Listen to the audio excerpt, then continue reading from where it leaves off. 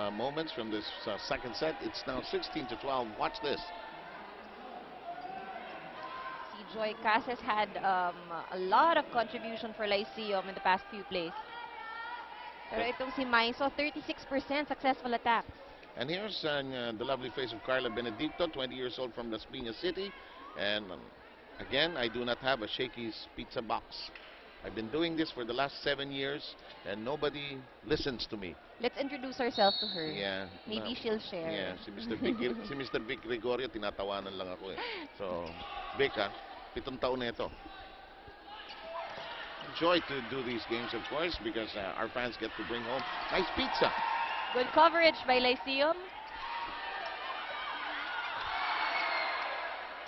Oh! What an excellent play there by UST. Look at that. Nag-dive para sa bola. Quick set to Ging Balse. And the joy of this game has not diminished a bit for Miss Balse. That smile just said everything. But you know, that's one thing I like from Ging Balse. If you watch her play, makikita mo, yes, she's confident, pero hindi siya yabang. You know that she's just happy. Nakatawa lang siya. Yes, indeed. But she's a competitor, this Mary Jean. Of course. Oh, good blocking once again. Good coverage by UST. Balse sends it to the back row. Set up job now. They want to go to Santrong. Timakulangan has stepped in nicely in the setter's role for UST. They're ahead 17-12. Santrong shot handled well, absorbed easily. Balse short stop. Santrong nababasa na ng UST. Gusto niya. Oh! Nanggigil. Maiso had the right thing in mind. She would actually catch the defense of Lyceum off guard. Pero lumabas ang bola. Si Denise, who played with these ladies, knew and sensed yung panggigigil no eksenang yon. Yung naninigas yung kamay mo sa pag-load up mo ng ano mo. Gusto mo nang paluin. Sa baba pa lang, naninigas ka na. But this is a lively second set, 13-17. I like Curato, so steady in the back row as the libero. Mishandled by the blockers.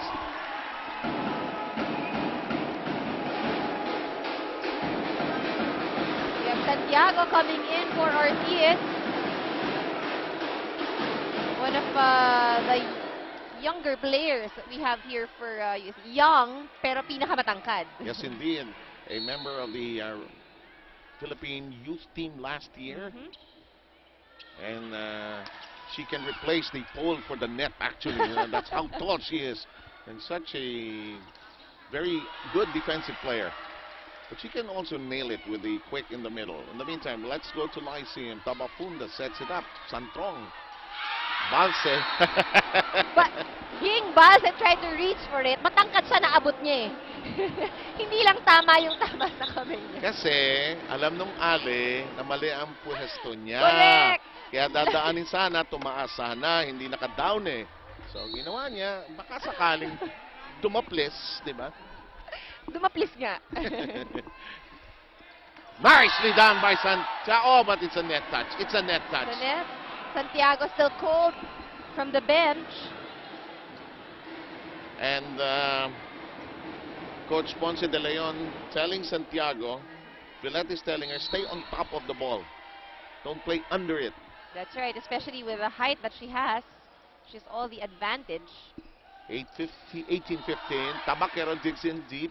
Tabaquero leaps for it. Congestion there in the middle. Santrong through the block. Santrong still very effective. You see that she's one of the top choices pagdating sa atake for Tabafunda. And J. March is the best grilled tuna in town. It is a close second set. That is on the money, and it is a closer second set at 17-18. Let's listen into UST if we can. Gamitan ng kanya. Sabi tayo, okay, kailangan natin first ko lang. Huwag kayong matarasya. Ha? Angat tayo. Hindi ba tayo na? Umakit ka. Tayo daw tagal. Kung nakita mo walang tao, okay lang mo. Kung ba yung bola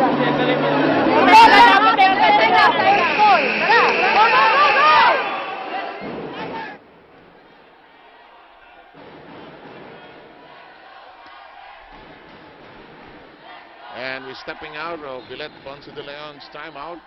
Of course, if you've been following the V-League, you're wondering where Shaq de Los Santos is. He's in a coaching seminar in Iloilo. I suspect he's watching this on via our streaming, of course. Even if he's in far Iloilo, I'm sure he's on pins and needles as Of course. well. Iniisip niya kung anong nangyayari dito sa game or yung nga nanonood siya. And we are tied at 18. And earlier you've mentioned that ito yung hindi nagagawa ng Lyceum, no quick attacks, but this time around Dalia Cruz had an attempt and she was successful. And I think they should do more of that, especially when they've got Santrong and Dalia on the front row right now. And UST falling into their usual mind trap when they feel they're too cocky about the game and they're slipping here.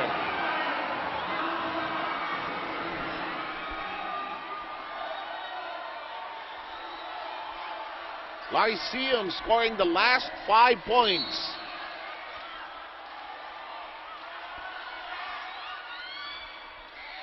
Long. Too much muscle for Kailin Peñamante. Good call by Jessica Corrado. We are even at 19. Sabaquero all set to unload her serve. Tabapunda. Santrong gives them back the lead at 2019. You know, this is what happens if Lyceum could just have a very consistent reception. Because they've fallen also into traps, especially in the first part of the set when they were down 6-0. De La Peña with a puto. Santiago wants this quick, but it's a combination that's nailed by the block. Carolino got it to go! Again, very clear, very open back row defense for Lyceum. Don't forget that the winner goes into the finals against San Sebastian, another best-of-3 affair.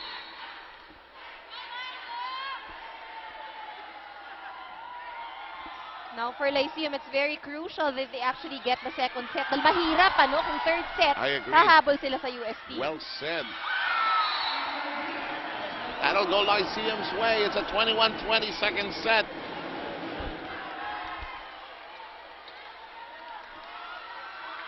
We've got Manatikla checking in and pulling out Carolino.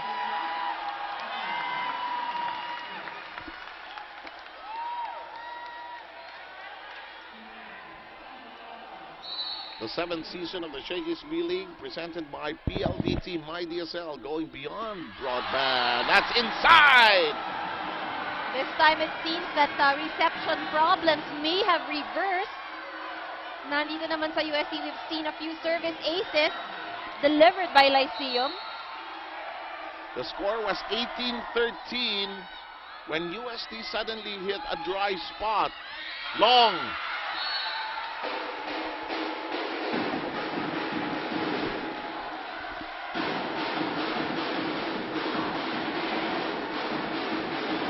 Santiago serving for UST.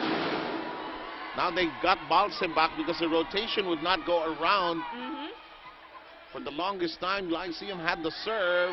But this is very crucial for Lyceum. Again, if kung gusto nila makapanigurado, they need to get this set from UST. Manatikla whips it. Malamig pa. She came off the bench. And I think, I am not sure, but maybe we can check on that. I think Banatika is also nursing an injury on her right shoulder. And yes, it looks that way. And let's listen to UST.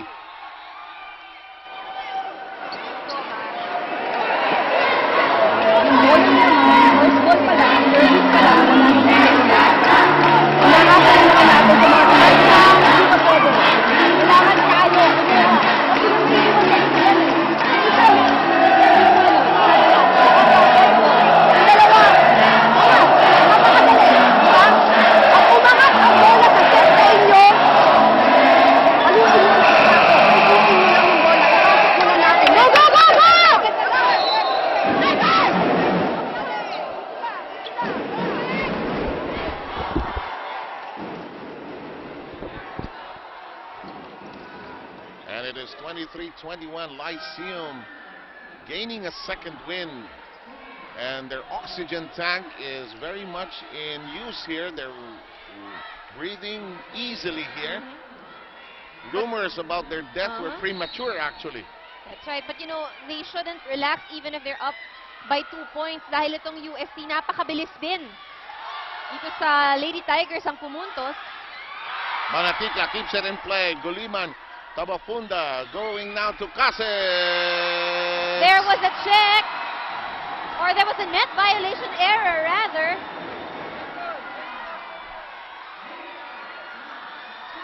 And this is the